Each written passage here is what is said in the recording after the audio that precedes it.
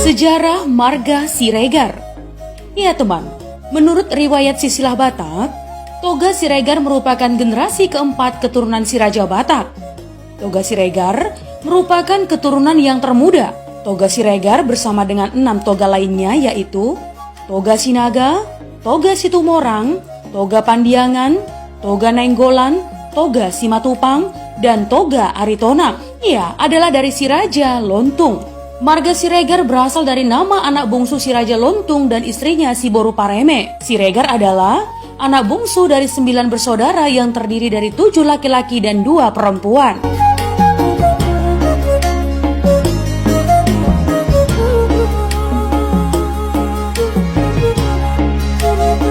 Ya teman, awalnya si Raja Lontung bermukim di desa Banuaraja, sebuah desa yang terletak di sekitar perbukitan di atas desa Sabulan, persis di pinggir Danau Toba dan berseberangan dengan Panguruan di Pulau Samosir.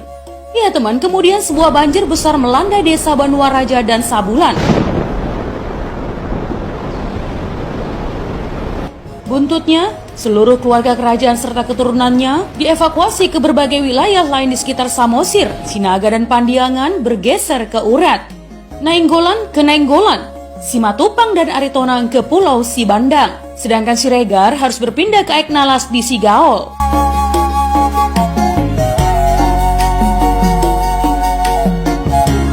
Suatu hari teman, Siregar dipanggil oleh sang kakak Aritonang ke desa Aritonang di Muara. Siregar pun kemudian menetap dan menghasilkan keturunan di sana. Dari desa Aritonang itulah, kemudian keturunan Siregar menyebar dan terbentuklah menjadi sebuah marga. Nah teman, kampung asal marga Siregar berada di pinggir Danau Toba, tepatnya di kecamatan Muara Tapanuli Utara, Sumatera Utara. Ya, di mana berdiri Tugu Siregar yang dibangun oleh keturunan marga Siregar.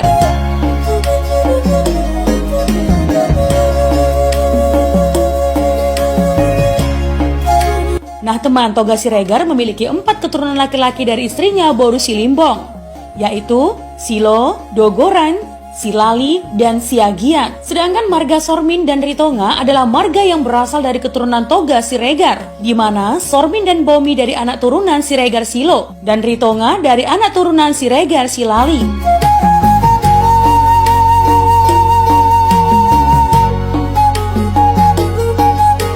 Nah teman, kisah lahirnya Silali bermula dari si Boru Pandan Somalos Boru Limbong atau istri Toga Siregar. Diceritakan teman, istri Toga Siregar resah dan ingin segera memiliki anak laki-laki karena selama ini selalu melahirkan anak perempuan.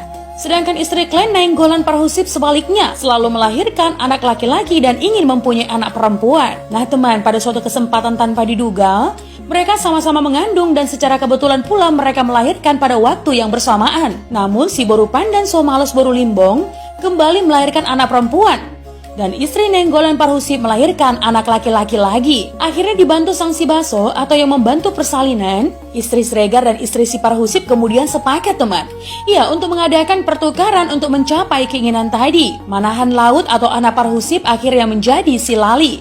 Sebagai gantinya, anak perempuan Siregar yang bernama si Tatap Birong menjadi anak dari Parhusip. Nah teman, demikianlah pertukaran terjadi, bahkan tanpa sepengetahuan suami mereka, dan atas dasar kesepakatan itu mereka merahasiakannya.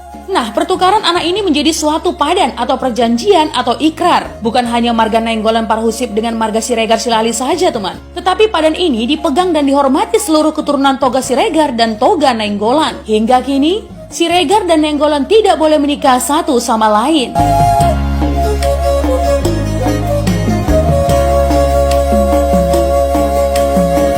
Nah teman, diceritakan lebih lanjut, pada suatu hari sebuah kemarau panjang melanda Muara. Kemarau tersebut mengakibatkan kekeringan yang berujung pada gagal panen. Ya, sebagian marga Siregar kemudian berpindah ke Siborong-Borong, Humbang.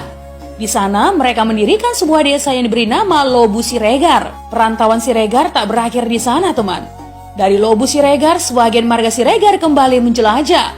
Ia mulai dari Pangaribuan, berpindah ke Sibatang Kayu, kemudian bergeser ke Bunga Bondar dan berakhir di Sipirok, wilayah Tapanuli Selatan. Ya, kabar kesuksesan marga Siregar di sejumlah wilayah perantauan pun semakin ke Muara, tempat asal marga Siregar.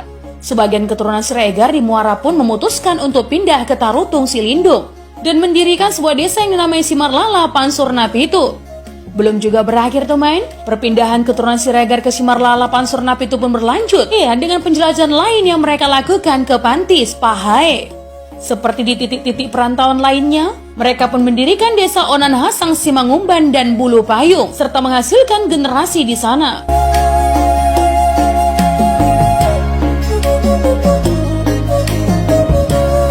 Nah teman, konon Siregar si bungsu sempat mau dibunuh oleh kakaknya loh. Iya, dikarenakan rasa sayang yang amat besar yang diberikan si Raja Lontung kepada Siregar kerap memicu kecemburuan di antara anak-anak kandungnya yang lain, saudara-saudara Siregar. Namun salah satu kakak Siregar yaitu Nainggolan tidak setuju dengan rencana tersebut dan berupaya menyelamatkan nyawa adiknya. Nah, Nainggolan kemudian membawa Siregar keluar dari Samosir dan membawanya ke Muara. Seperti yang dikisahkan sebelumnya teman, Muara inilah yang kemudian menjadi asal muasal penyebaran marga Siregar.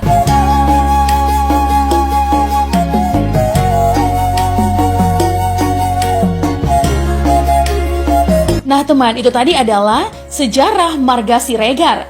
Jika ada kesalahan dalam penyampaian sejarah, mohon dimaafkan ya teman. Untuk kritik dan saran yang membangun, langsung saja tinggalkan di kolom komentar. Menjadi bijak, menjadi cermat itu penting. Terima kasih teman.